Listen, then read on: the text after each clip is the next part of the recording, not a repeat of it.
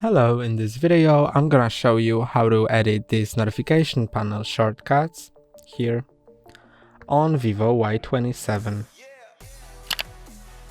When you slide down from the top of your screen, you reveal the shortcuts, and when you slide down again, you open more shortcuts, and to edit them, just click on the pencil button. And now you can remove a shortcut from this list like that, or add one by dragging it, or you can also rearrange them this way. And when you're done with all of that, click on this back button, and then you can see that it's edited. That's all for today. Don't forget to like and subscribe. See you next time.